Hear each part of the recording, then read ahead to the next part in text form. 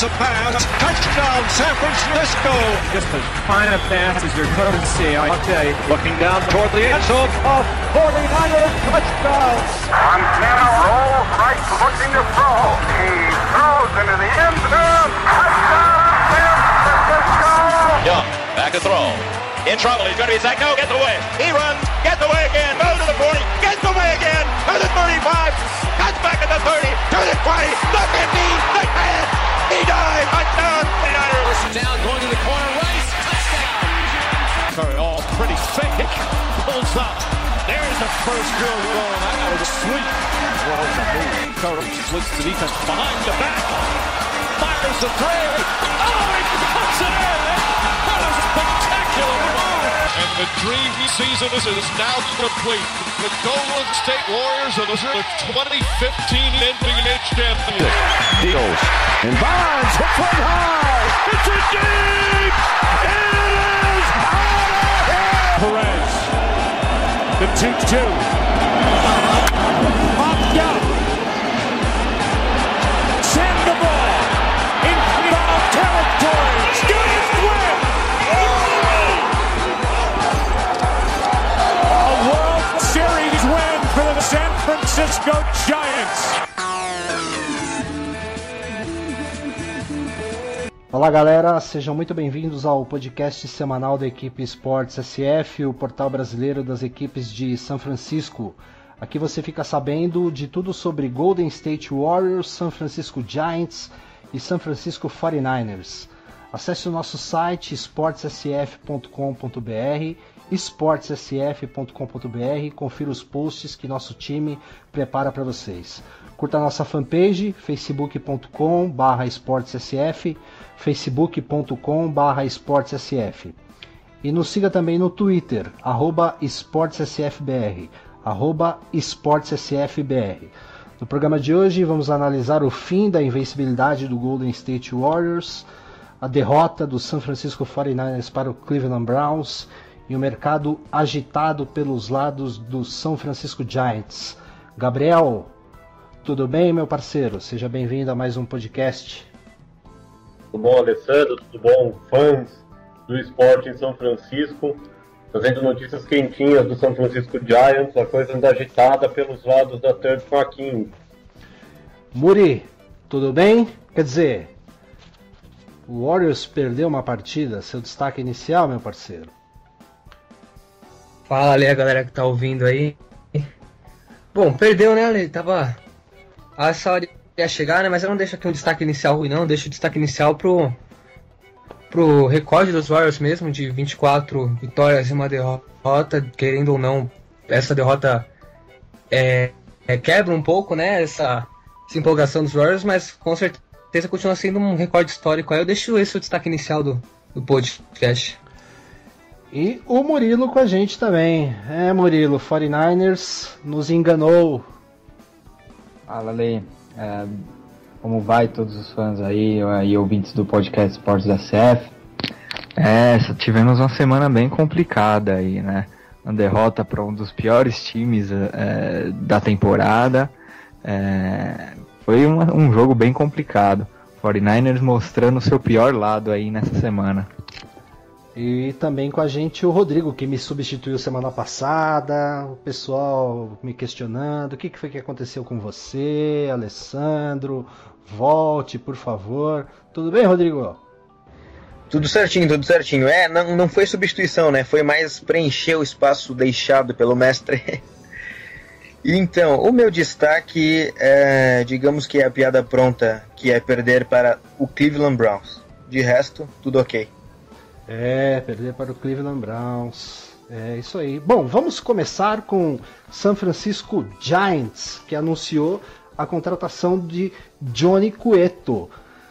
Anotem as cifras: 6 anos de contrato, 130 milhões de dólares. E aí, Gabriel, conta pra gente aí o que acontece do lado do San Francisco Giants. Mercado bem movimentado, né? Mercado movimentado, Ale. A divisão oeste da Liga Nacional promete em 2016. A gente já tinha falado aqui na semana passada, a Arizona Diamondbacks vindo muito forte, levando o Zach Greinke, talvez o principal agente livre dessa temporada.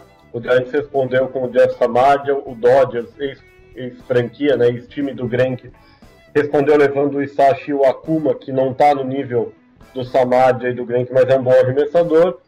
E na semana passada houve mais uma movimentação em Arizona. A franquia abriu mão de alguns de seus principais jovens jogadores, o Aaron Blair, o Dansby, primeira escolha no draft de 2015, e o Ender Inciarte, e fechou uma troca com o Atlanta Braves pelo Shelby Miller, que era talvez o principal nome disponível assim com preço real no mercado de trocas.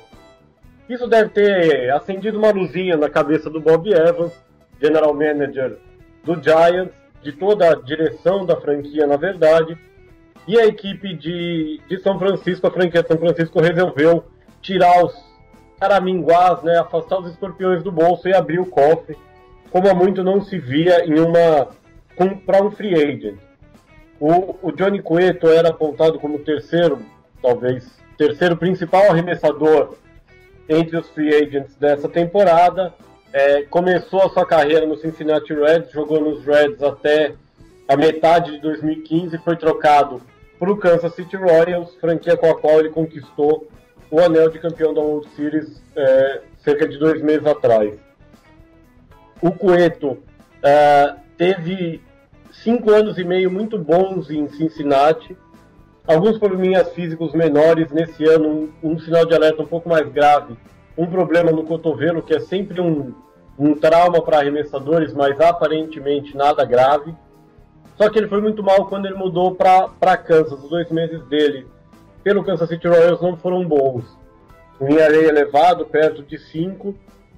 Houve uma discussão, ele disse que não estava conseguindo se entender com o catcher Salvador Pérez. Aparentemente as coisas se acertaram, os playoffs do Cueto já foram melhores, ele conseguiu inclusive um jogo completo em plena World Series contra o New York Mets, sem ceder nenhuma corrida. O contrato do Cueto com os Giants tem uma pegadinha, tem um glu-glu iê no meio. Nos primeiros 2 anos, o Cueto vai receber cerca de 23 milhões de dólares por ano, total de 46 milhões. Depois de 2017, se ele estiver se sentindo confiante, pode pegar o boné, dizer hasta la vista baby e voltar a ser agente livre. Qual seria a desvantagem para o Cueto? Jogar fora um contrato garantido de mais 84 milhões de dólares por 4 anos, uma média de 21 milhões de dólares por temporada.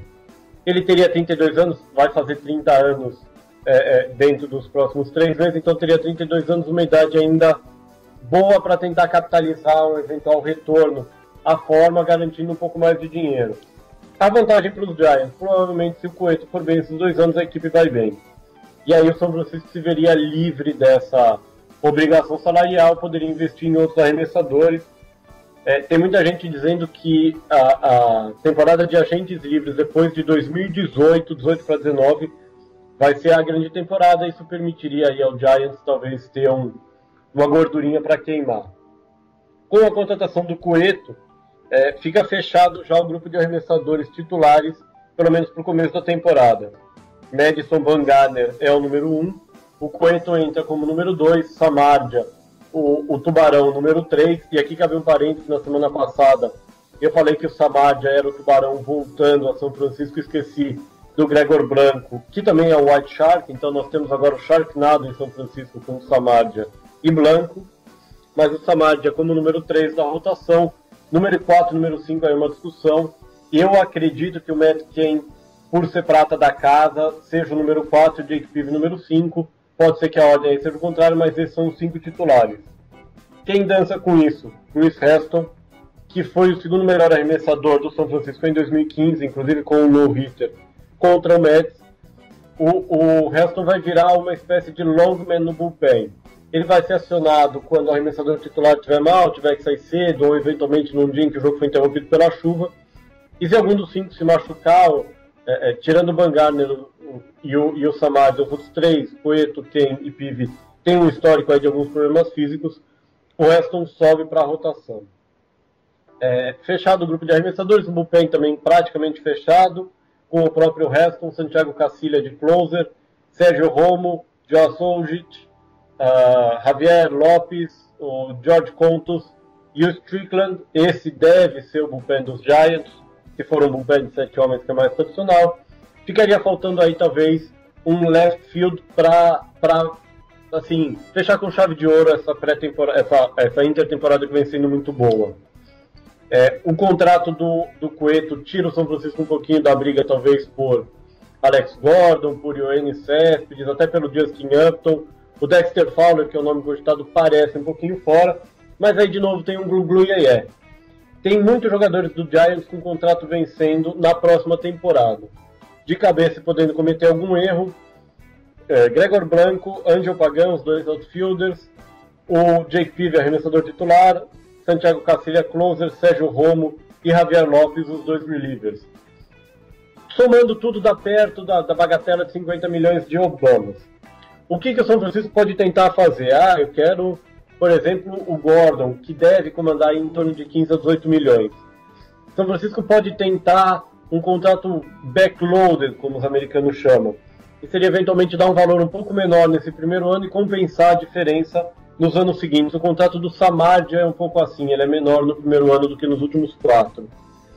Essa é uma possibilidade.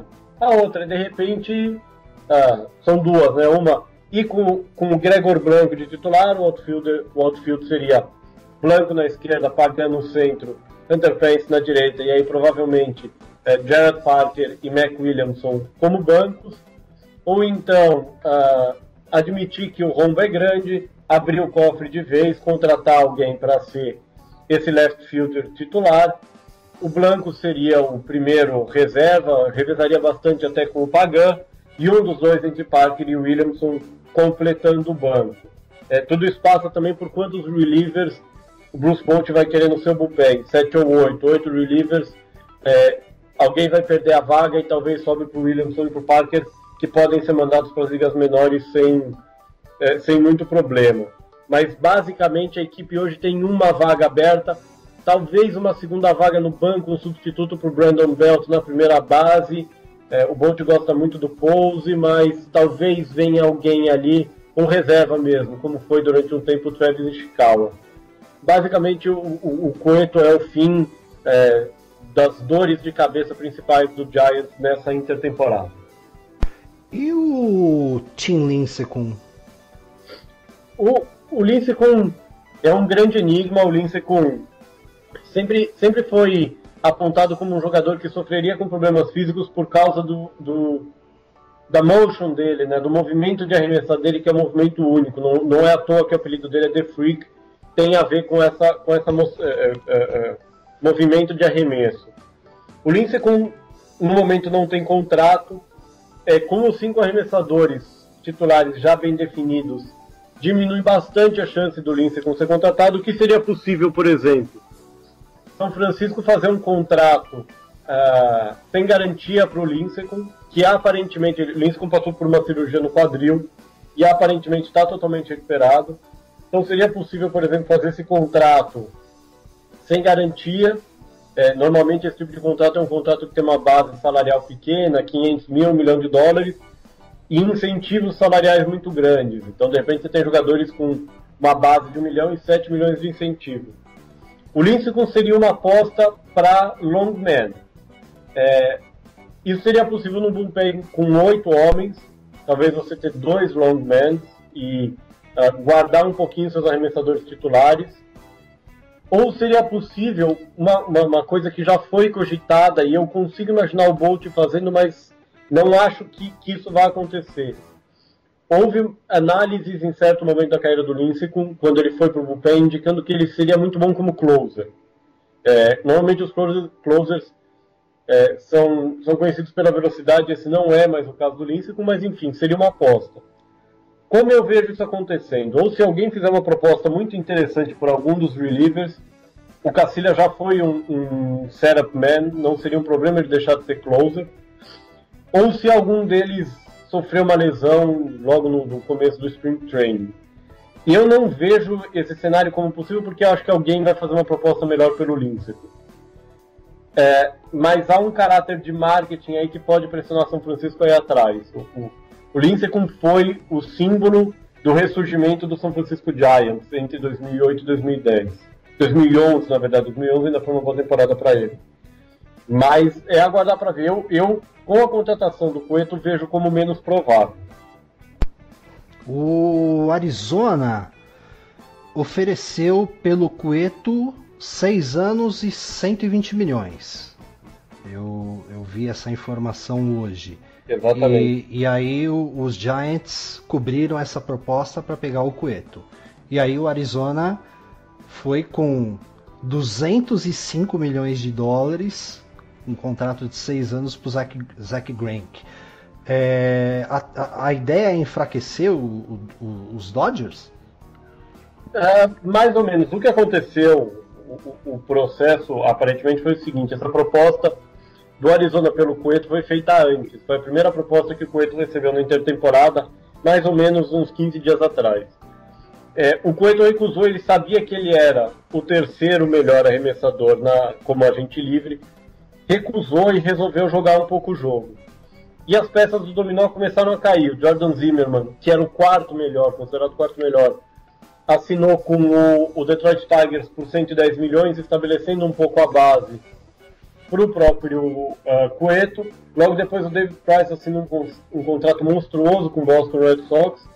E aí veio o Greinke. O Greinke, ele tinha duas ofertas muito pesadas de São Francisco e do Dodgers, eram os dois clubes que competiam. E a Arizona virou esse jogo em 6 horas, basicamente porque garantiu para o Greinke esse 6º ano de contrato.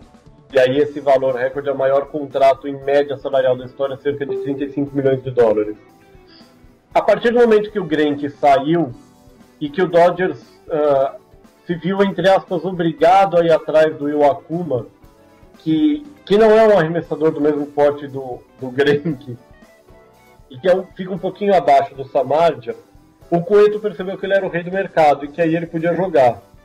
Quais são as vantagens do contrato pro Cueto? Voltar para a Liga Nacional, que é considerada uma liga melhor para arremessadores, porque o arremessador rebate, não a figura do rebatedor designado.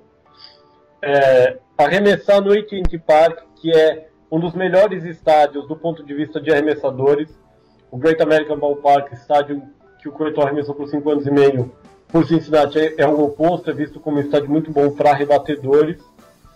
E esse opt-out clause que permite ao Cueto fugir, abandonar o contrato depois de 2 anos. Isso dá um leverage muito bom para o Cueto, ele provavelmente vai se sentir muito motivado a arremessar bem em 2016, 2017 para capitalizar em cima disso, que foi exatamente o que o Greinke fez. O Greinke, 3 anos atrás, antes da temporada 2003, assinou um contrato de 6 anos com o Dodgers, que previa a possibilidade dele picar a mula depois de 3 anos. A temporada de 2015 do Greinke foi fantástica, uma das melhores temporadas da história, e ele soube capitalizar em cima disso com esse contrato monstruoso assinado com o Arizona. É um contrato, 205 milhões de dólares. Eles colocaram aqui 205,6 milhões de dólares, como se esse 0,6 milhões de dólares fosse fazer alguma diferença. 205 dá quantas megacenas? Tá 140, dá umas 6 megacenas? Jesus Maria José, é muito dinheiro, né? É muito dinheiro e ele tem uma vantagem, né? O esquema de pagamento de impostos do beisebol é muito complicado. Se eu fosse tentar explicar aqui, eu ia acabar com o podcast, com a noite, amanhã, o dia, a tarde, enfim, o tempo todo dos ouvintes. Mas no Arizona o Greinke vai pagar menos imposto. E só para deixar o pessoal que nos ouve e que não conhece muito bem esse mundo da Major League Baseball, existe uma grande diferença entre as outras 3 ligas, né? Tanto na NBA, como na NHL, como na NFL. Não existe um salary cap no beisebol, correto? Existe uma coisa que eles chamam de luxury tax. Quando você ultrapassa a casa dos 190 milhões de dólares, mais ou menos, em salários, e salários levando em conta só o elenco principal de 25 jogadores e jogadores machucados. Ele acaba virando um elenco de 40 jogadores praticamente. Quando você ultrapassa a casa desses 190 milhões, você paga uma taxa, né? Você acaba pagando praticamente $1 para cada dólar extra além desse valor.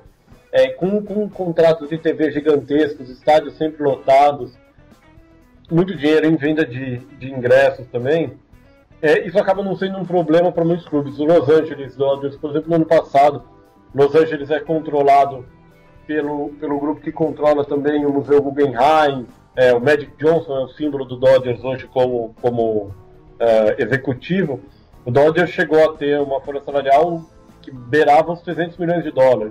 O Dodgers pagou o contrato do Dan Harry, no arremessador que foi tocado para Miami. O Dodgers pagou um pedaço do salário do Mike Morse quando fez uma troca, e depois mandou o Morse, fez a troca com o Miami, depois mandou o Morse para Pittsburgh, pagando um pedaço do salário. O Dodgers pagou uma multa enorme pelo Hector Olivera, um valor de luvas, e logo depois tocou o Olivera para o Atlanta Braves. Então, como não existe essa figura, existe só essa taxa, as franquias mais ricas, como Dodgers, Tigers, New York Yankees e Boston Red Sox, fazem a festa. E cabe ressaltar que são, por temporada, 81 jogos em casa, né? Dá pra ter uma dimensão da diferença entre Major League Baseball e NFL, que são, uma temporada regular são 8 jogos em casa, você faz 10 vezes mais jogos, né? Você arrecada, a princípio, pelo menos umas 6, 7 vezes mais, né? Exatamente. O grande motivo, por exemplo, que levou o Arizona a ter bala na agulha para buscar o Greinke, o Arizona acaba de assinar um contrato de direitos televisivos com a Fox no valor de $1 bilhão. É a TV regional, isso não é um contrato para o país inteiro, mas é um contrato de $1 bilhão ao longo, confesso que eu não sei os detalhes, são 15 ou 20 anos, que é o tempo padrão de contrato com TV. É um absurdo. Que até outro dia tinha um contrato zero de TV, e a gente sabe que no Texas, o futebol americano é de longe o esporte mais popular. Assinou um contrato novo e em 3 ou 4 anos vai ter muito dinheiro para usar. O próprio Atlanta Braves inaugura um estádio no ano que vem. O estádio do Braves não é tão velho, é um estádio de 2000, se não me engano, é próximo à fundação, à inauguração do AT&T Park. E o Braves já está imaginando como capitalizar isso em 2018 e 2019. E a partir de 2018, 2016 e 2017 é um pouco improvável. Mas a partir de 2018, Atlanta, talvez junto com o Chicago Cubs e o próprio Giants pode aparecer, vai ser o time a ser batido. A Atlanta fez a troca pelo Sheldon Miller, é uma troca espetacular para a Atlanta, que vai ter muito dinheiro para investir em agentes livres. No futuro, isso vai se mostrar provavelmente, a visão pelo menos é essa, um grande acerto por parte da direção dos Braves. Bom, você acredita que da parte do San Francisco Giants não deva ter mais nenhum nome muito impactante pro roster principal para essa temporada de 2016, ou pode surgir alguma bomba aí? Olha, a direção continua trabalhando para contratar um left field e não me surpreenderia se viesse. Isso pode vir tanto pelo mercado de free agents, que é o que eu considero mais provável nesse momento, mas eu apostaria, por exemplo, em um jogador como o Gerardo Parra, que é um jogador de médio para bom, seria um jogador nota 6,5, 7, que poderia complementar o trabalho do Blanco, por exemplo, uma espécie de divisão de jogos. Uma coisa que se falou muito no começo da intertemporada e depois houve uma queda, São Francisco adoraria uma troca em que ele conseguisse enviar para outra equipe o Angel Pagan. O Pagan é adorado pela torcida, mas o Pagan tem muitos problemas físicos e tem um salário elevado, cerca de $11 milhões para essa temporada, que é a última dele. Então eu acredito que pode vir alguma coisa nessa linha, ou uma troca pelo Pagan, e aí, eventualmente seria uma troca em São Francisco, teria que entrar com dinheiro, ou alguma contratação nesse modelo mais backloaded que eu te disse. E eu acredito que se São Francisco trouxer um jogador de nome para o outfield, esse jogador vai ter um contrato muito maior a partir de 2017 do que em 2016. Se não, eu acredito no nome como Gerardo Parra, por exemplo. Bacana. Vamos ver como as coisas andarão na próxima semana. E essa semana teve a apresentação oficial do Samardzija, né? Teve algum destaque com relação à apresentação dele? O Samardzija foi apresentado, né? Muito se dizia que o Samardzija ia ficar em Chicago, ia voltar para o campus porque ele é da região, ele jogou em Notre Dame, inclusive como wide receiver, era um wide receiver muito bom. E o Samadia demonstrou que gosta muito do Giants, que presta muita atenção, elogiou muito Madison Bumgarner e o Buster Posey no discurso de apresentação. Disse que nos 2 meses que ele morou em Oakland, ele defendeu o Oakland Athletics no final da temporada 2014, e ele gostou muito do ambiente, gostou muito da cidade de São Francisco. Lógico que tem um pouco nisso do jogador fazendo uma média, sendo bem literal, mas dá para perceber que não foi uma contratação de paraquedas. Assim, o Samadia tinha um interesse ali realmente em atuar pela franquia de São Francisco. O Samadia teve um desempenho bem irregular no ano passado, mas ele atuou também no estádio muito propício para rebatedores e com uma defesa bem mais fraca do que a defesa de São Francisco, né? Então a expectativa é de que ele consiga virar o jogo esse ano, e se todas as dúvidas se dissiparem, né, é uma rotação que tem tudo para talvez ser a melhor rotação da história de São Francisco. São Francisco nunca teve 5 arremessadores desse nível. Quando foi campeão em 2010, por exemplo, tinha o Berizito, que teve um ano muito ruim. Em 2012, quando foi campeão, o Zito até teve um ano um pouquinho melhor. O Lincoln foi muito mal, tanto que acabou cortado. Em 2014, a rotação era o Madison Bumgarner e o Jake Peavy, o Madison Bumgarner e o Madison Bumgarner e o Madison Bumgarner. São Francisco nunca foi conhecido por ter grandes arremessadores. Então, isso tem tudo para virar a grande rotação da história dos Giants se o Samadia conseguir bem. E aí sim, mais uma vez, os arremessadores carregando o São Francisco tomar a rumo aos playoffs. E a gente sabe, playoffs, Buster Posey, Bruce Bolt, Madison Bumgarner, São Francisco Giants no par, é uma fórmula que vem dando certo ultimamente. Legal. Gabriel, mais uma vez, muitíssimo obrigado pela aula que você nos dá de beisebol e aguardamos você na próxima semana. Eu sei que você está um pouco ocupado hoje, mas muitíssimo obrigado pelos 30 minutos que você deu uma aula pra gente de Major League Baseball e San Francisco Giants. Agora eu vou te colocar contra a parede. Me responde uma coisa, cara. Você torce para o San Francisco Giants e que raio que aconteceu que você é torcedor do Washington Redskins, cara? Bom, vamos por partes. Primeiro, eu sou torcedor do Washington. Esse segundo nome que você falou eu não reconheço. Agora foge. Vou contar a história de uma forma resumida do começo. Eu virei torcedor do Washington pelos idos de 1992 para 93, eu ainda tinha 5 para 6 anos, quando ganhei de presente uma bolinha daquelas de espuma do Washington. O meu irmão na época ganhou uma bolinha do Miami, virou um torcedor fajuto do Miami. Em 2010 viajei para São Francisco, vi um jogo do Giants, de longe o estádio mais bonito que eu já fui. O jogo foi emocionante, comecei a torcer para São Francisco. Depois que eu comecei a torcer, o time começou a ganhar, é um sinal de que eu sou o pé quente. E na mesma viagem eu dei uma camisa do São Francisco 49ers de presente para o meu irmão, que hoje em dia é o mais louco torcedor dos 49ers, o mais louco do bando de loucos dos 49ers. Às vezes até me arrependo um pouco de ter dado essa camiseta para ele, mas eu continuo firme torcendo pelo Washington, que eu carinhosamente chamo de Washington Nonami, porque não temos um segundo nome. Uhum. E esse ano com uma campanha espetacular, 6 vitórias e 7 derrotas, comandado pelo primo Kirk Cousins. Vamos aos playoffs, seremos amassados por alguém, tanto faz quem, mas seremos amassados. Pelo menos eu tô torcendo para vocês passarem, porque eu, como torcedor antigo do 49ers, eu odeio Dallas e odeio Giants.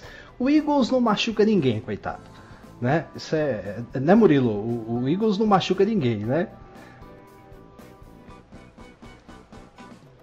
Murilo até se escondeu.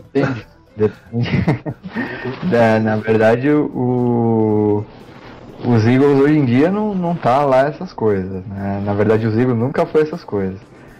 Mas New England que o diga, né? Só uma dica no momento em que eu me despeço, já agradecendo a todos pela paciência. Para quem quer saber mais sobre a história dos Eagles, eu sugiro o filme Invincible, a história real do Vince Papale. Não vou contar qual é a história para não tirar a graça, mas sugiro a todos um filme com Mark Wahlberg no papel do Vince Papale.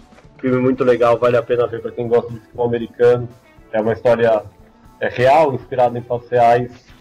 Quem gosta de futebol americano e quer saber mais sobre a história do Eagles vai gostar bastante. Qual é o nome do filme, Gabriel? Desculpa? O filme chama Invincible, em português, se não me engano, a tradução é Invencível. Se vocês procurarem por Invincible, a história de Vince Papale, com Mark Wahlberg, o filme deve ser de 2008, 2009, se não me engano, já vai aparecer alguma coisa. É um filme bem legal, vale a pena. Fica aí a recomendação. Semana que vem eu volto com outra dica de filme de futebol americano, beisebol, hóquei, basquete ou outros esportes americanos também. Legal, show de bola, Gabriel. Muito obrigado, viu, parceiro? Uma boa semana a todos. Pra você também, cara. Vamos agora, depois da aula do nosso querido Gabriel, vamos falar de San Francisco 49ers, que perdeu para Cleveland Browns no First Energy Stadium por 24-10. Murilo, o que acontece com esse time do 49ers? Cara, olha, é algo que não sabemos. É muito difícil você definir o que aconteceu depois de uma partida contra o Chicago Bears, que foi vencida no overtime, onde toda a equipe se empenhou. Tivemos um jogo aí que foi bem complicado, né? O time praticamente não jogou. A defesa não funcionou, a linha ofensiva novamente deixou buracos, né, enormes para a defensive line dos Browns, tanto que o Gabbert foi amassado, né? 9 sacks em uma partida, cara, é muito sack, né? Isso é um absurdo, né? 9 sacks é um absurdo. Pois se você for olhar os resultados, a pontuação, período por período, você vê que o primeiro e o terceiro período dos 49ers os 49ers não conseguiram fazer nenhum ponto, né? E os Browns conseguiram marcar em todos os períodos. Então, obviamente o placar final, 14 pontos de vantagem para os Browns, muitas jardas para Johnny Football Manziel, né?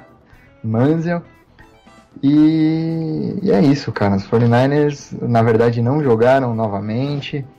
Há quem diga que a culpa novamente é dos jogadores, né? Da linha ofensiva, da secundária. Mas hoje eu li uma matéria publicada no SF Gate que traz uma análise interessante, cara. Diz o seguinte: os 49ers eles estavam com os dois melhores jogadores da linha ofensiva, John Staley e Alex Bourne, do mesmo lado da linha ofensiva, ou seja, do lado esquerdo, e deixando o lado direito da linha ofensiva muito fraco, cara, com o Jordan Devey. Então, isso é muito complicado. Um lado fica forte, o outro lado fica fraco, e resultado, 9 sacks pro Blaine Gabbert. E é engraçado que eu dei uma olhada numa estatística antes do jogo. Parece que eu já estava pressentindo algo do tipo. O time do Cleveland tinha uma média, era o pior time em jogo terrestre, com uma média de 73,9 jardas por partida, nas primeiras 12 partidas da temporada. Contra o 49ers, foram 230 jardas. Só o Isaiah Crowell, que foi muito cruel, correu para 145 e 2 TDs.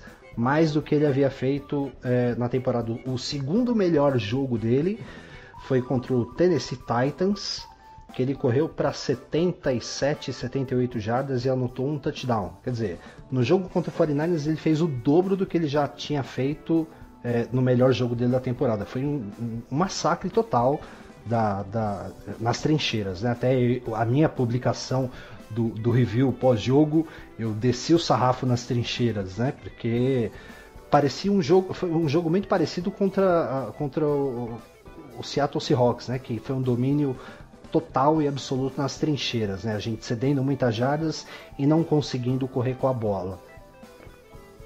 Justamente, os Browns eles vinham de 7 derrotas. Eles, no último jogo contra o nosso próximo adversário, os Bengals, eles marcaram apenas 3 pontos. As estatísticas dos Browns são as piores possíveis. Tanto que eles estão aí em segundo na corrida para a pick 1 do draft do próximo ano, né?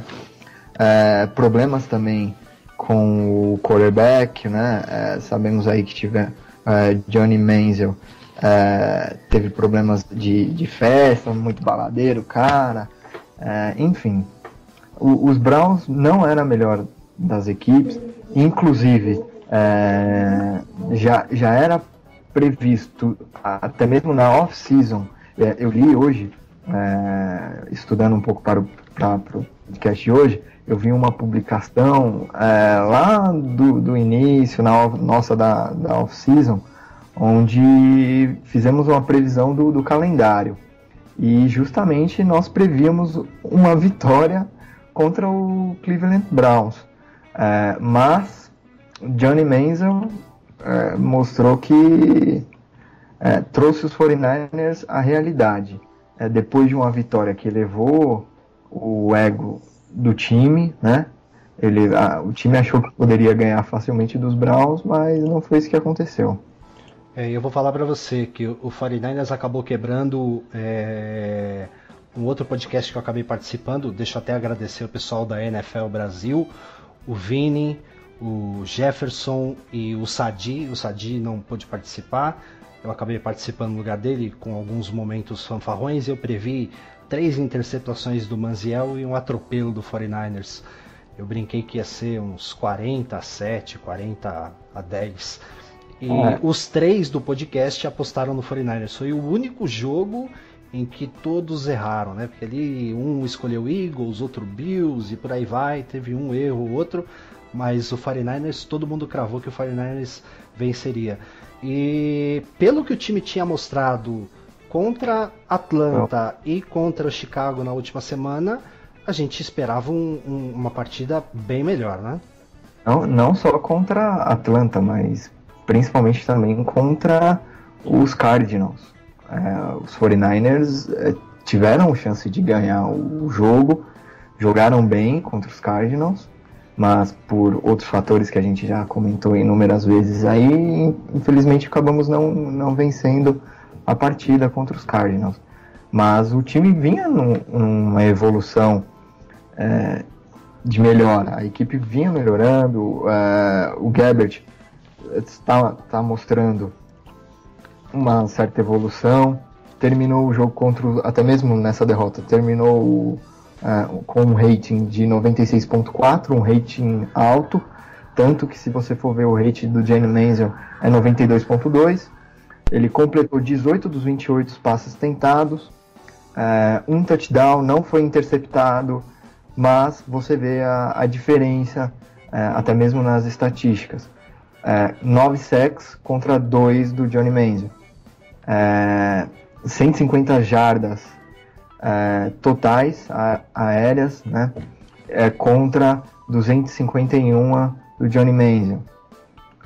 Então fica bem complicado, né? Um jogo dessa forma. Perdão, retificando aqui o totais de jardas. 194 jardas aéreas para o Gabbert e 270 para o Johnny Manziel. E assim, a gente tem que considerar que a última campanha do 49ers, quando o jogo já estava 24-3, faltando 3 minutos para acabar, foi uma campanha de 94 jardas e 8 jogadas, quando estava a turma do terrão jogando, né? Então assim, se a gente for olhar friamente, a gente chegou com 56 minutos, quase 57 minutos de jogo, com apenas 140 jardas. Terrível, né? A quantidade de jardas até o último quarto, os 49ers só tinham pontuado, feito um field goal com o Phil Dawson, mas é um time que estava em ascensão, mas enfim, não consigo prever como será daqui para frente. Eu só acho que devido a essa má colocação da equipe técnica e aos jogadores, né, principalmente na linha ofensiva, como eu comentei logo no início, pode ter ocasionado aí um questionamento dos diretores dos 49ers, né, principalmente da família York, e assim espero que eles vejam que a atual equipe técnica dos 49ers não é a melhor para a próxima temporada. Você até mesmo comentou no seu post semanal o semblante do Thompson. Não muda, cara, não muda. O semblante dele é o mesmo. É um cara que não tem expressão. Como é que ele, de repente, muitas vezes vai conseguir animar a equipe? Eu, particularmente, eu acho o Thompson um bom coordenador defensivo, mas para head coach eu não acho ele o melhor. Você chegou a ver uma foto do Pete Carroll no vestiário do Seahawks? Tem uma foto do Pete Carroll. Ele é um cara muito intenso, né? Apesar de ele ser o segundo treinador mais velho da NFL, ele só perde pro Tom Coughlin dos Giants. Ele tem uma foto no vestiário do Seahawks, ele em cima do armário do vestiário gritando com o time, porque o Seahawks nesse momento da temporada tá voando, né? O Russell Wilson tá jogando demais. E eu não imagino o Tom Sula fazendo esse tipo de situação. Primeiro que ele não vai nem conseguir subir no armário, né? Cara, eu não consigo. Ele não expressa indignação pro time estar perdendo, ele não expressa alegria pro time estar ganhando. Não sei, cara, parece uma múmia na sideline. Diferente do nosso antigo head coach, né? Jim Harbaugh, ele era coração puro, né? Expressava totalmente ali o momento do jogo. Inúmeras vezes você via ele jogando o fone no chão, bizarrices que você fala, o cara vai morrer, vai ter um infarto ali qualquer hora, mas ele externava mais o que ele sentia, né? Ele passava ali mais uma maior indignação de repente com a derrota dos 49ers. Já o Tom Sula ganhando, perdendo, tá tudo a mesma coisa. Ele tem um jeito bacana, um jeito amigão, como a gente já falou outras vezes, mas isso de repente pode ser prejudicial à equipe. E como ele não tem... esse é o primeiro trabalho dele como head coach, cara. Não tem como você falar, o cara vai ter um futuro bom, o cara é bom, não tem como saber. Ele ficou muito tempo na Europa, né? Então, não tem como saber se ele vai ser um bom head coach daqui pra frente. O Rodrigo, vamos colocar o Rodrigo no bate-papo. Rodrigo, tudo bem? Tudo certo. Eu vou deixar você falar um pouquinho. Você falou semana passada o programa inteiro, cara, no meu lugar. Então eu vou deixar você falar só 2 minutos hoje, senão a mulherada vai falar assim: bah, aquele guri com sotaque gaúcho, tchê. Quero que ele comande o programa. E aí, o que você achou da derrota do 49ers pro Cleveland Browns, cara? Então, a gente tem alguns pontos a se analisar. O que eu falei da piada pronta. Você já comentou do total do posicionamento do Cleveland Browns de acordo com jardas corridas. Atualmente está em 30º, com uma média de 85. E como você falou, só o Isaiah Crowell correu para 145 num jogo só. Ele teve 2 corridas de mais de 50 jardas, né? Sim, e por falar em jogadas que resultaram em muita coisa pro Cleveland Browns,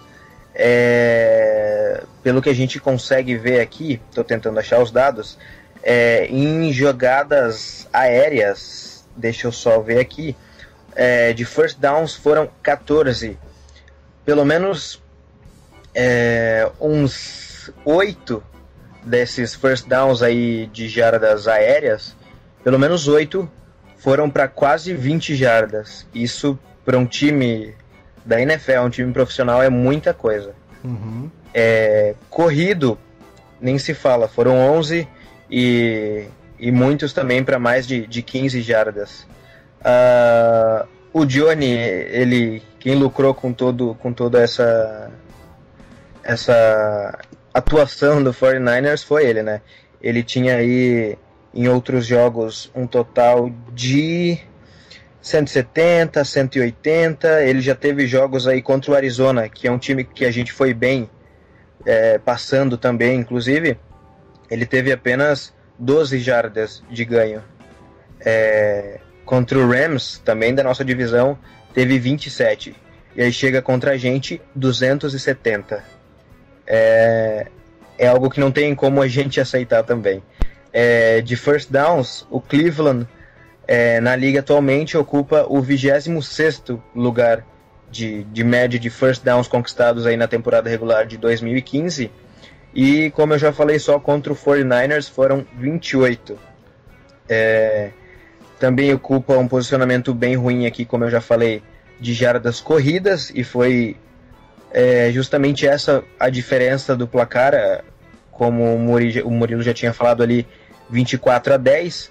2 touchdowns foram do Isaiah Crowell, que é um corredor, ou seja, esses 14 pontos de vantagem, se o 49ers executasse o que os outros times executam contra os Browns, que é segurar o jogo corrido, pelo menos o empate a gente tinha garantido, mas né, não foi dessa vez. E a gente ganhou a batalha dos turnovers, foram 2 contra nenhum, né, porque o Browns teve um fumble e uma interceptação do Manziel, que quebrou o tablet na cabeça. Vocês viram a cena? Eu tava assistindo o jogo, vendo pelo link na internet, ele bateu na cabeça do tablet, destruiu o tablet na interceptação, foi ridícula. Mas em comparação com o que você está dizendo, né, sobre o que aconteceu no jogo terrestre a favor de Cleveland e o que não aconteceu do 49ers, vou te dar 2 números aqui. O 49ers teve 71 jardas terrestres apenas. E o Duke Johnson, que é o reserva do Crowell, correu para 78 jardas, ou seja, o reserva dos Browns correu mais do que o ataque terrestre inteiro do 49ers. E vale ressaltar que o nosso melhor corredor aí, pelo menos que jogou essa partida, o Sean Drown, ele correu 11 vezes e ganhou 43 jardas. O Isaiah Crowell correu apenas 9 vezes a mais. Só isso, 9 vezes a mais. 45 jardas. Pois pro triplo e para 2 touchdowns. O que acontece na defesa, o que acontece na secundária, o que acontece na trincheira, é uma coisa bem desagradável para quem tem que acompanhar os 49ers a cada jogo que passa. Quer dizer, acho que a gente chega à conclusão que o problema do 49ers está muito longe de ser o Colin Kaepernick, né? Sim, sem sombra de dúvidas. Inclusive entre jardas terrestres e jardas aéreas, ao todo foram 500 jardas cedidas. 270 jardas aéreas e 230 terrestres. Uhum. Ou seja, vemos que além o problema inicial, né, que todo mundo falava, é o Colin Kaepernick, mas todo mundo sabia que não era ele. Sabemos que isso é um problema muito grande. A defesa ceder 500 jardas é muita coisa. É muita coisa. Bom, o wide receiver dos Browns, o Brian Hertline, recebeu 107 jardas e o tight end, o Gary Barnidge, 84 jardas e um touchdown. Quer dizer, a secundária não funciona, é aquilo que a gente tinha comentado há 2 semanas atrás, né? Que, por exemplo, a gente pegando, por exemplo, um exemplo do time de Seattle, existe tanta confiança na secundária que o front seven vai todo para cima do quarterback, né? O que não acontece com o time do 49ers. Dá dó do Navarro Bowman. Ele parece uma barata tonta tentando taclear o jogador, né? Ele é o único jogador que realmente faz a diferença para a equipe. Mas realmente, falando do Navarro Bowman, realmente parece que ele está deslocado, parece que ele caberia muito mais em muitos outros times. Infelizmente, né, a gente consegue ver uma camisa dos Patriots, uma dos Seahawks, nele, mas a do 49ers está difícil. Tanto que em sacks ele é o segundo. Mesmo estando nos 49ers, ele ainda está conseguindo ser o segundo da liga. Uhum. Não, é um monstro, né? Mas é aquilo que a gente já previa na pré-temporada, né? Com tantas perdas, né? De linebackers e de linha defensiva que a gente ia ter sérios problemas. Mas eu não imaginava que o ataque fosse tão inoperante quanto está sendo esse ano. Porque é o pior ataque da liga, né? Sim, sem sombra de dúvidas. Além do Navarro Bowman, na defesa, eu destaco o Eric Armstead. Ele é um bom jogador, ele fez ótimas partidas e acredito ser um defensive line aí que tenha futuro nos 49ers. Por ser o primeiro ano dele, ele tem bons números, ele conseguiu aí bons sacks em outras partidas. Infelizmente nessa ele não pôde fazer nenhum sack no Johnny Manziel, mas é muito bom, é um jogador que tem futuro. Tomara. E tomara que o Jed York, Trent Baalke pensem muito bem no próximo draft para trazer o que realmente o time necessita, né? Eu na posição deles, eu estaria bem impressionado, porque diferente de alguns outros times que a gente consegue analisar exatamente qual é a necessidade, o que ajudaria, o nosso time ele tem várias necessidades em vários setores e obviamente muitos jogadores que a gente pode escolher pode estar atuando muito bem no seu college e chegar para o time e não atuar, como foi o caso, por exemplo, não passou pelo college, mas o nosso querido Jared Hayne, que pessoalmente eu botei muito da minha esperança no jogo corrido dos 49ers nesse ano, depois da saída do Frank Gore.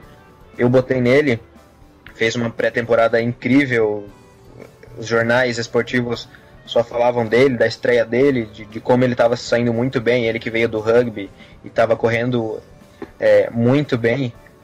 Não apareceu em nenhuma partida, exceto a primeira e mais uma tentativa na segunda, e foi uma das decepções bem grandes que eu tive esse ano. Só para completar aqui, mais um dado, segundo as estatísticas aqui de um site da ESPN, que tem várias estatísticas de downs, passing, rushing, receiving, enfim, no que diz respeito ao total de todas as estatísticas juntas, adivinha em que posição estamos? Eu vou chutar 31º? 30º, eu aposto. 30º. Acho que tem equipe pior. Conseguimos ser o último, é isso? Conseguimos, por enquanto, ser os últimos. Bom, só corrigindo a informação. Oi. O Armstead, ele conseguiu um sack sim no jogo contra os Browns. Eu falei que não, mas ele conseguiu um sack sim. Ele teve um sack. E deixa eu perguntar para vocês um negócio que acabou passando batido na semana passada. A demissão do presidente, né, o Parag Marathi, foi mandado embora pelo Jed York, né? O que vocês visualizam com esse tipo de modificação? Eu li no Niners Nation, antes mesmo até dele ser demitido, um post que criticavam muito ele. Tanto, inclusive, eu perguntei para a maioria do pessoal que cobre os 49ers, e ninguém, na verdade, nunca tinha ouvido falar dele, né? Mas, assim, ele aparentava ser um cara que influenciava bastante as decisões no time, mas não era um cara que trazia bons ares, digo, não era um cara que trazia bom ambiente e de repente só ocasionava problemas para a equipe. Tanto que o post que eu li, numa tradução a grosso modo, dizia que ele era a praga dos 49ers, né? Ele era um mal dos 49ers. E, enfim, eu não vejo que atualmente esteja ocasionando uma mudança significativa. Tanto porque as decisões assim, que influenciam mesmo no futebol é tomada com relação ao Jed York e o Balk, né, o Trent Balk. São eles que tomam as decisões relacionadas ao futebol. Tomara que eles tomem boas decisões nesse ano de 2016, porque a gente vai precisar de muito reforço. Próximo jogo, domingo, no Levi's Stadium, no horário de Brasília, às 19h25, contra o Cincinnati Bengals, sem o Andy Dalton, que tem uma microfratura no dedão, uma jogada, não sei se vocês viram, contra o Pittsburgh Steelers. Ele acho que sofreu uma interceptação, foi tentar recuperar e bateu no joelho do defensor e quebrou o dedo. Os Bengals vêm com A.J. McCarron, de Alabama. Um dado interessante para vocês: faz 28 anos que um quarterback de Alabama não consegue vencer uma partida na NFL. Então eu acho que vamos ganhar, será? Ou nós vamos colocar o A.J. McCarron nas estatísticas positivas para o pessoal de Alabama? Capaz, cara. Se fizermos isso com o running back aí dos Browns, né? Como é que é o nome dele? Isaiah Crowell, né? Uhum. Ressuscitamos praticamente o quarterback, é capaz que os 49ers aí dê aí um ponto positivo nessa estatística para os Bengals, né? O que não me fez deixar tão triste e tão puto com essa derrota foi que sábado eu fui assistir o show do David Gilmour, que é um espetáculo sensacional. Então eu estou zen, eu estou relax, eu não vou xingar o Dinton Sula aqui. Rodrigo, você acha que os Bengals sem Andy Dalton podem ganhar dos 49ers fora de casa? Eu acho que eles não só podem ganhar dos 49ers, como podem ganhar de muitos outros times. Alguns setores dos Bengals jogam com bastante intensidade. É um time que gosta bastante de blitz, e contra os 49ers eu acho que é a principal arma e é o que eles podem conseguir. Com poucos alvos e com pouca base na trincheira, na linha ofensiva, eu acho que se eles apostarem aí nas blitz, mas cobrindo bem a secundária, né, por zona, eu acho que a vitória vem bem fácil para eles, mesmo no Levi's Stadium. Vamos torcer para que você esteja errado. Os Bengals, na verdade, eles ainda não perderam fora de casa, né? Estão com 6 vitórias em jogos fora de casa. Então, tudo indica aí que será mais uma derrota. Depois da semana 15, 4-10 aí. Vamos fazer um voodoo do A.J. Green, do Jeremy Hill e do Giovanni Bernard. Não, o Giovanni Bernard não pode, porque ele tá no meu fantasy. Não tem problema, vou deixar ele no banco de reserva. Não, se fosse você eu colocava. As estatísticas do ESPN, tem aí a semana passada eu falei, todo mundo achou um absurdo. Semana passada o ESPN previu que a porcentagem aqui, a previsão do jogo contra os Browns era de vitória dos Browns. E a gente falou, nossa, que absurdo, não, isso não vai acontecer. E agora o ESPN a ESPN americana está prevendo a vitória de Cincinnati, 77,7% contra 22,2% para os 49ers, né? E 0,02% de empate. Você sabe que eu tô achando que eu sou asa negra. Eu ano passado eu vi o primeiro jogo contra o Dallas, que a gente surrou o Dallas em Dallas. Esse ano, o primeiro jogo, ganhamos dos Vikings, né? Surramos os Vikings na primeira rodada, que deu um alento, né? O Carlos Hyde correndo para 100 e cacetada de jardas, tal. fez quase 30 pontos no meu fantasy.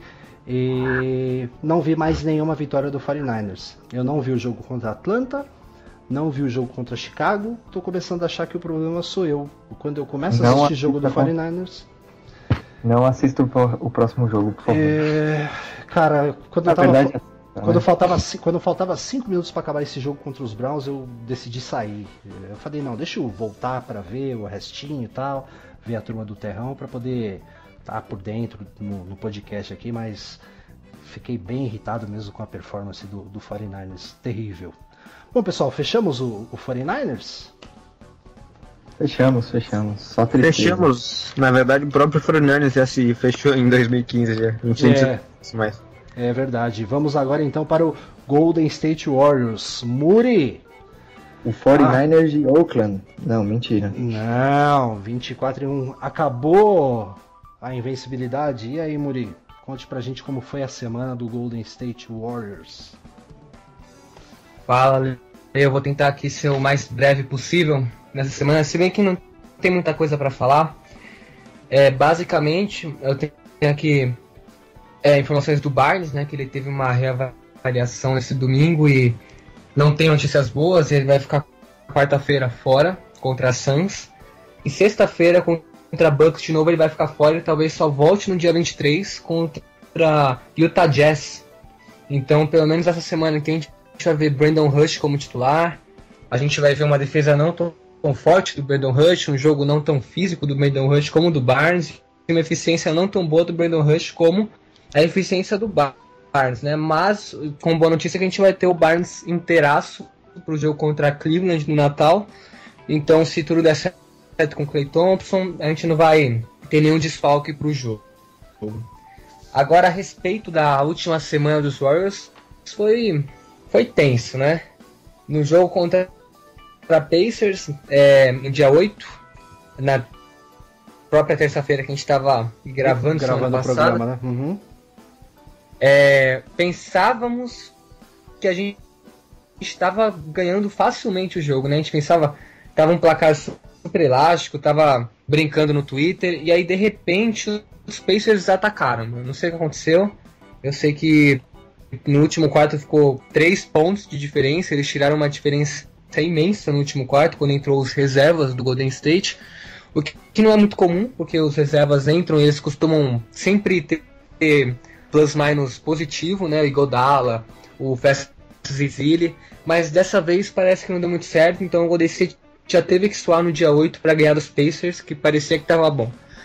Como boa notícia desse jogo e má notícia também, o Klay Thompson, que ele jogou muito bem, ele fez 39 pontos, meteu 10 bolas de 3 pontos, mas ele se machucou nesse jogo e não jogou contra Boston, que seria um jogo que todo mundo já sabia que ia ser um pouco mais complicado e que eles iam lutar. O Curry também teve um double-double contra os Pacers, com 29 pontos e 10 assistências, e aí eles tiveram um tempinho de descanso, né, e foram lá para Boston enfrentar o time de Boston, que já tinham dado entrevista que iam dar tudo para ganhar dos Warriors, que ia dar trabalho, ainda mais porque eles sabiam que ia ser back-to-back com o jogo dos Bucks no dia seguinte. E o jogo foi para prorrogação, teve dois overtimes no jogo, e o Golden State sobreviveu, não sei como. Eles tiraram cartas da manga lá e de algum jeito eles saíram vitoriosos nesse jogo. Eu já não tinha muita esperança neste próprio jogo. Assim, quando foi pro primeiro overtime, aí que eu já fiquei mais relaxado, porque o Golden State costuma ir bem nos overtimes, mas em questão do jogo, assim, estava ser muito puxado, eu não estava muito bem. O Curry, nesse jogo, ele não teve uma partida tão boa, ele não teve aproveitamento tão bom, ele cometeu alguns turnovers, ou bastante turnover, eu não sei. Se não me engano, foram 7 turnovers, mas acabou com 38 pontos e 11 rebotes o jogo. Ele é um monstro, mas de qualquer forma não foi um jogo bom dele. Eu não tenho que ser muito relevado esse jogo. O Green teve um jogo bom, foi de 24 pontos e 11 rebotes. O Iguodala teve duplo-duplo também. E o Ezeli também teve duplo-duplo nesse jogo. O banco veio bem, diferente do jogo contra os Pacers. E tudo indica... E o jogo acabou, 1h30 estava acabando o jogo, e 11h30 do dia seguinte já tinha jogo em outra cidade contra o Milwaukee Bucks.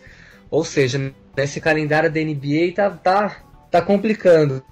Foram 7 jogos seguidos fora de casa, né? O último foi contra o Milwaukee Bucks na derrota, né? Dá para pôr na conta essa derrota para Milwaukee, que tá 10-15 na temporada? Dá para colocar na conta dessas 2 prorrogações contra Boston?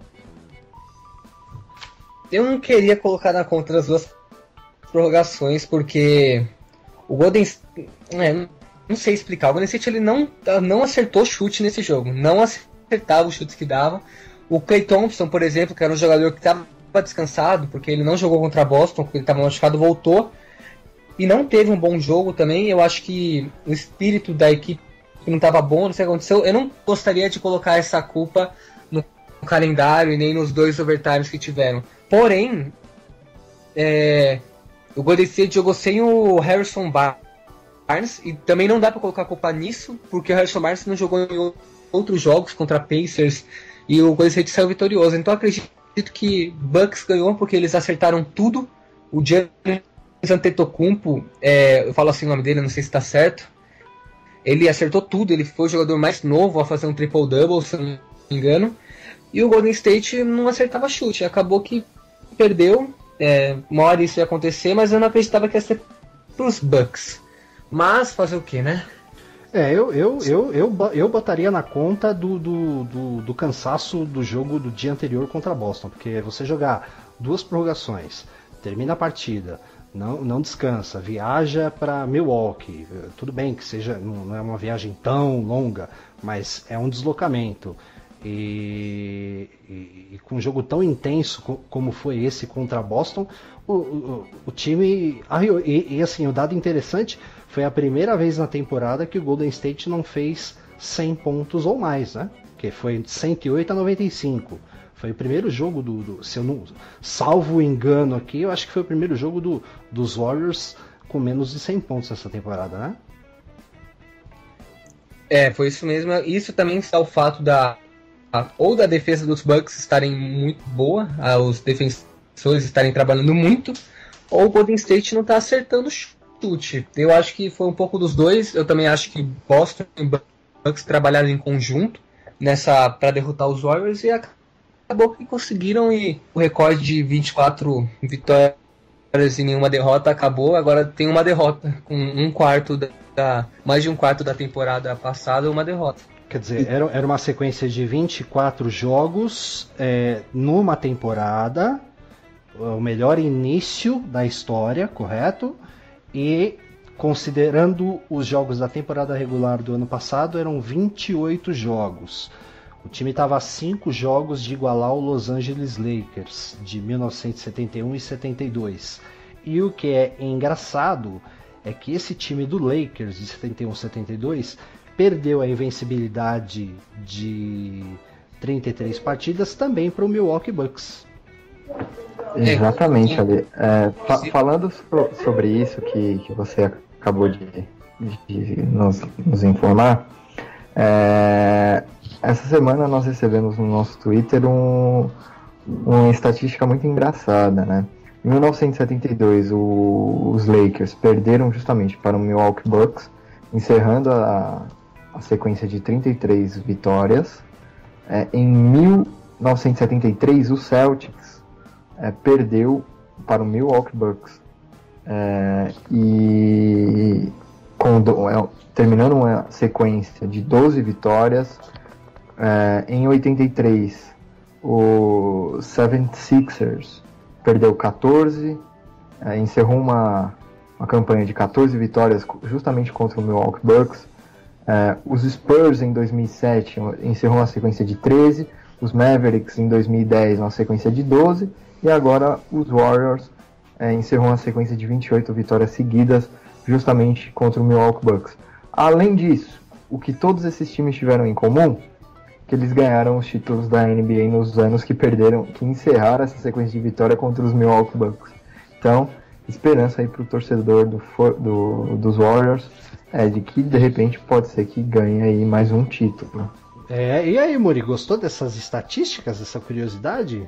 Já dá para guardar o champanhe na geladeira? Eu só não falo que dá pra guardar, porque é muito arriscado, né? Mas eu acho que o Golden State leva, só falando aqui, sabe, da boca pra fora, eu acho que o Golden State leva, assim, esse campeonato da NBA. Então, pô, tudo bem. Eu acho, inclusive, que é até melhor perder pro Milwaukee Bucks agora do que perder daqui 2 jogos pros Bucks de novo. Não, perder daqui 4 jogos pro Cleveland Cavaliers.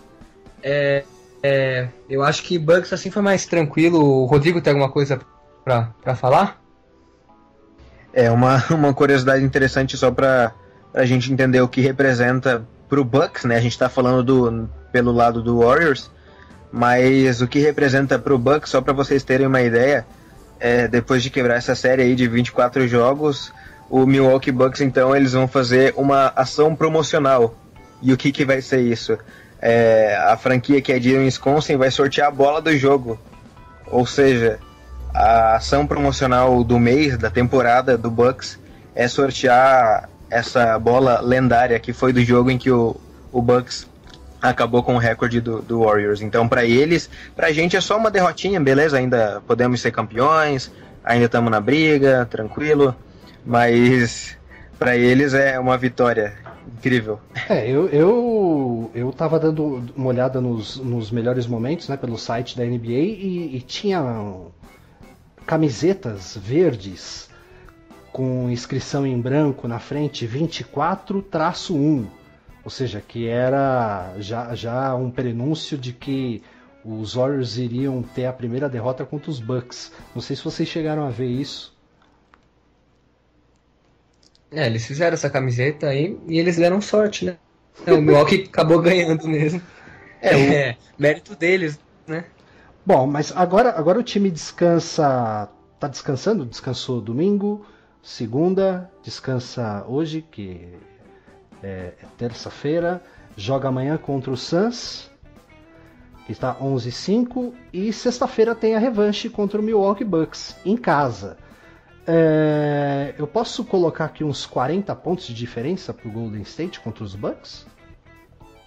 Nossa, 40 eu acho que é meio complicado. Acho que eu não me igual, eu não sei se foi o Murilo que falou, que eu não me surpreenderia se ganhasse por 20 pontos de diferença. Eu não acharia um absurdo, não.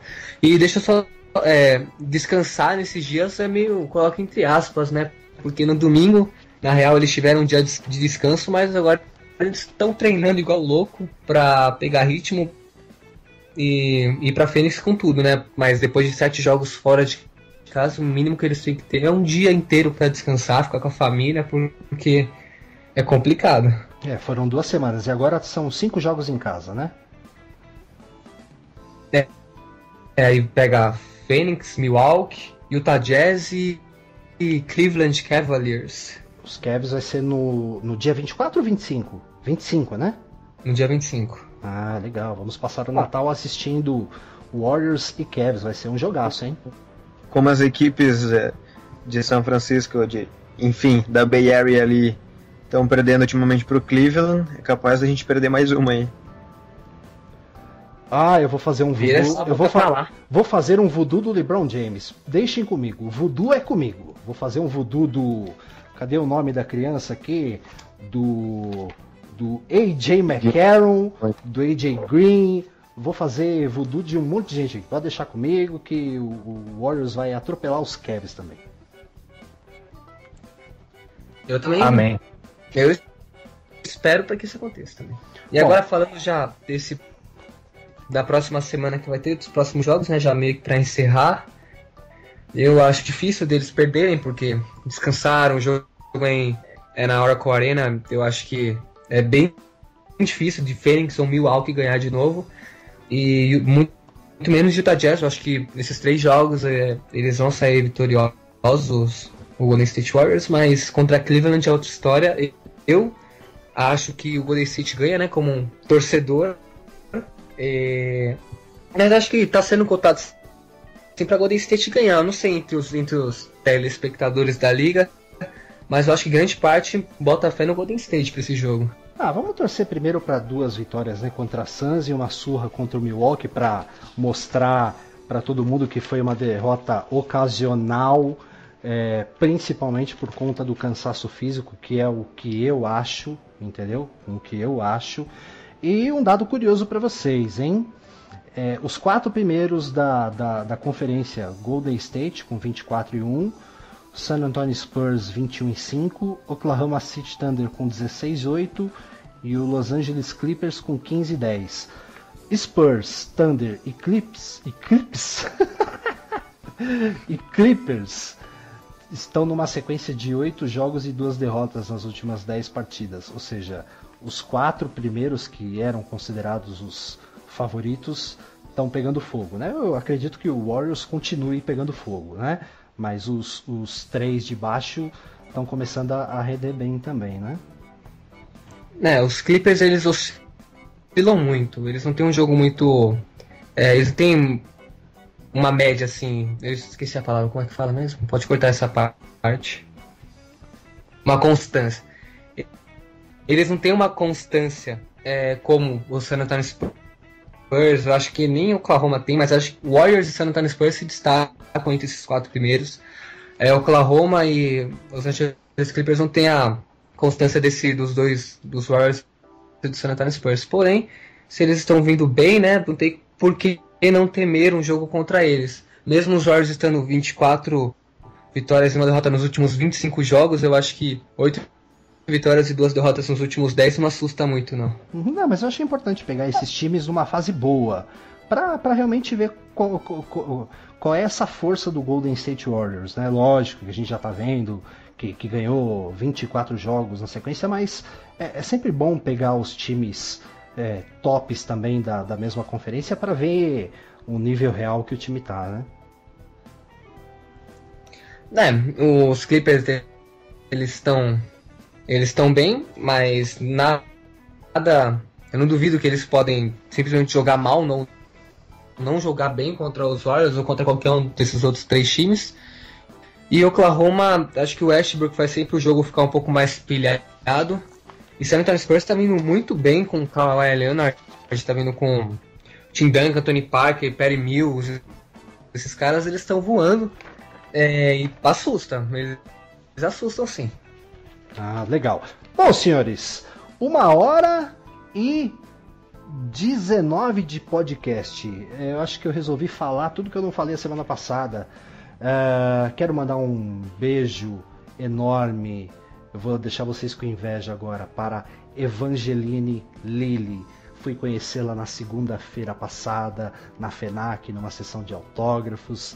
Para quem não sabe, é a Kate do Lost, a Sardentinha. É uma mulher linda, é uma mulher cheirosa. Eu quero mandar um beijo pra ela, porque ela vai ouvir o podcast. Ela com certeza vai ouvir esse podcast. Eu também quero aproveitar e mandar um abraço pro Curry, que vai ouvir também na semana que vem o podcast. O meu abraço então vai pro Gilmore, né? E o seu, Murilo? Manda aí um abraço pra alguém aí, cara. Defina alguém. Cara, essa semana, a nossa voz feminina... na verdade, essa semana eu fiz um post a respeito do Blaine Gabbert, né? E a Gi postou, nossa, o deus lindo, o mito Blaine Gabbert. Eu falei, não, eu não falei lindo no meu texto, não. Então, assim, mandar um abraço pra ele, que com certeza ele vai ouvir o nosso podcast e vai ouvir, é claro.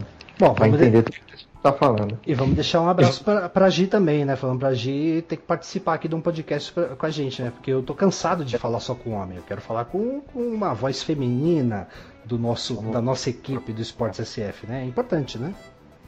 Com certeza, vamos combinar aí. De repente, o próximo podcast eu prometo trazer ao menos uma voz feminina. Giovana, sinta-se intimada. Ok, pessoal? Murilo, muitíssimo obrigado, boa semana, até semana que vem com mais um podcast. Vamos torcer para o 49ers ganhar do Cincinnati Bengals. Torceremos. Falamos isso. Legal, Rodrigão, muito obrigado, cara. Valeu, abração, e a gente não vai ser pego pelo bonde do Tigrão não, viu? Eu tô fora do bonde do Tigrão. Muri, um abraço, meu parceiro. Fala. Um abraço, meu parceiro, muito obrigado. Um abraço aí, Alenha, Murilo, Rodrigo, boa semana aí pra todo mundo. E vamos torcer para os Warriors aí ganhar de dar uma lavada, dar um banho no Milwaukee, né? Pra se redimir do último jogo. E eu vou torcer para você não pegar nenhuma tendinite, tanto que você digita no Twitter do Esportes SF o desespero narrando o jogo. Eu senti o seu desespero narrando o jogo contra os Bucks. Vamos perder, tá difícil, e não sei o que. Assistindo o show do David Gilmour, eu olhava pro celular e falava, nossa, o Muri tá tendo um treco, e eu estou aqui vendo um show do David Gilmour. Olha aí, só uma observação, é o Miguel que faz a cobertura, ou o Miguel ou o Theo. Não é o Muri? Eu não tenho. Do Brasil Warriors, é isso mesmo, Muri, o seu Twitter? Meu Twitter é @Brasil Warriors, eu não tenho nada a ver com os posts do Esportes SF, já falo antes aqui, né? O desesperado é o Miguel, ele é bem desesperado. Eu tava querendo trollar o Muri e acabei dando com os burros na água. Desculpa, Muri. Tô perdoado essa semana. Chefes, me perdoem, tá bom? Vamos lá. Beleza, galera.